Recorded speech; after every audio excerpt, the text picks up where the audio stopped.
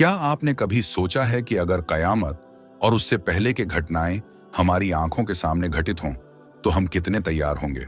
कयामत एक ऐसा दिन जिसका उल्लेख सभी धार्मिक ग्रंथों में किया गया है।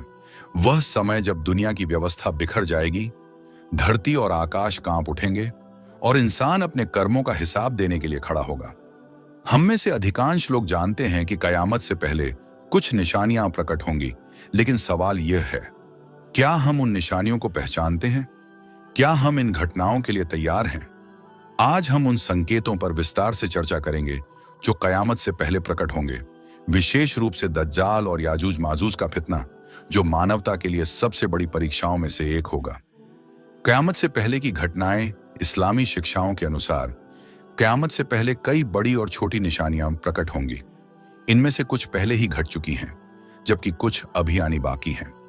छोटी निशानियां, प्रारंभिक संकेत, ये वे संकेत हैं जो धीरे धीरे समय के साथ प्रकट होंगे और लोगों को चेतावनी देंगे कि कयामत निकट आ रही है।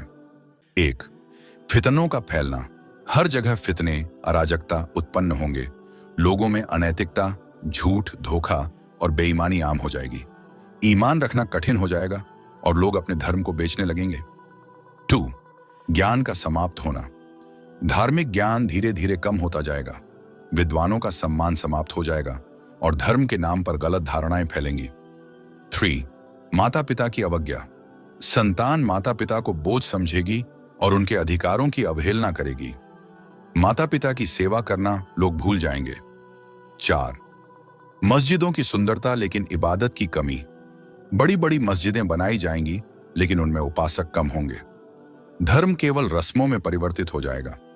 5 मिनट का तेजी से गुजरना। दिन, महीने और साल तेजी से बीतेंगे। लोग समय की बरकत से वंचित हो जाएंगे। 6. धरती की बरकतें समाप्त होना। कृषि और उत्पादन में कमी आएगी, अकाल बढ़ेगा और लोग भूखमरी से पीड़ित होंगे। 7. लोग केवल दुनिया के पीछे भागेंगे। धन, प्रसिद्धि और विलासिता को जीवन का प्रमुख उद्देश्य बना लिया जाएगा, जबकि आखिरत की तैयारी को भुला दिया जाएगा। 8. अमानत में खयानत। ईमानदारी समाप्त हो जाएगी। लोग धोखाधड़ी को एक कला समझने लगेंगे। 9. हत्या और हिंसा का बढ़ना। छोटी छोटी बातों पर लोग एक दूसरे की जान लेने लगेंगे। हत्याएं आम हो जाएंगी। 10. झूठ का प्रचार। सच्चाई बोलने वालों का उपहास उड़ाया जाएगा, जबकि झूठे लोग सम्मान पाएंगे। 11. अनैतिकता और व्यभिचार का बढ़ना। व्यभिचार और अनैतिकता को गर्व समझा जाएगा। लोग खुलेआम पाप करेंगे और इसे प्रगति का नाम देंगे। 12. गायन और संगीत का बढ़ना। संगीत और अनैतिकता आम हो जाएगी। लोग अल्लाह की उपासना के बजाय मनोरंजन में डूब जाएंगे। 13. सूद, ब्याज का प्रचलन।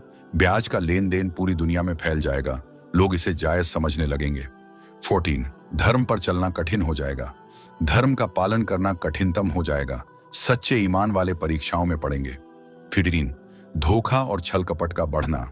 व्यापार और आम जीवन में लोग एक दूसरे को धोखा देंगे, वादे पूरे नहीं किए जाएंगे। बड़ी निशानियां, क़यामत की घड़ी निकट होने के संकेत। दज्जाल का प्रकट होना। सबसे बड़ा फितना, दज्जाल का प्रकट होना क़यामत के सबसे खतरनाक संकेतों में से एक होगा। वह झूठे चमत्कार दिखाकर लोगों को बहकाएगा। दज्जाल की विशेषताएं। 1. जादुई शक्तियां। वह आसमान से बारिश गिरा सकेगा, धरती से हरियाली उगा सकेगा और मृतकों को जीवित करने का भ्रम फैलाएगा। 2. एक आंख खराब होगी। दज्जाल की एक आंख बेकार होगी और दूसरी असाधारण रूप से चमकदार होगी। 3. मदीना और मक्का में प्रवेश नहीं कर सकेगा। इन शहरों की रक्षा फरिश्ते करेंगे। 4. स्वर्ग और नर्क का धोखा। उसके पास ऐसी चीज होगी जो लोगों को स्वर्ग जैसी लगेगी, लेकिन वास्तव में वह नर्क होगी। याजूज और माजूज का आना। विनाशकारी कौम। याजूज और माजूज 2 जातियां हैं जो धरती पर भारी विनाश लाएंगी।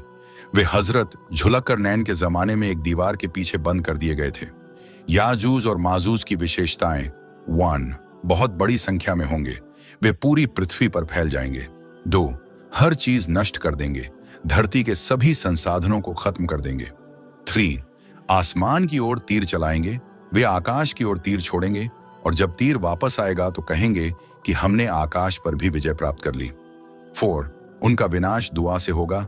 हजरत ईसा और उनके अनुयायी प्रार्थना करेंगे और अल्लाह उन्हें नष्ट कर देगा। अन्य बड़ी निशानियां। 1. इमाम मेहदी का प्रकट होना। 2. हजरत ईसा इनका आगमन। 3. धुएं का उठना। 4. सूरज का पश्चिम से उगना, आखिरत की तैयारी। ये सभी निशानियां हमें याद दिलाती हैं कि हमें अपनी आखिरत की तैयारी करनी चाहिए। अब आप क्या कर सकते हैं? अब समय है अमल करने का। तौबा करें, नमाज कायम करें और अपने धर्म की समझ को बेहतर बनाएं। अगर यह वीडियो आपको उपयोगी लगी हो तो अपनी राय जरूर दें और इसे अपने दोस्तों के साथ साझा करें।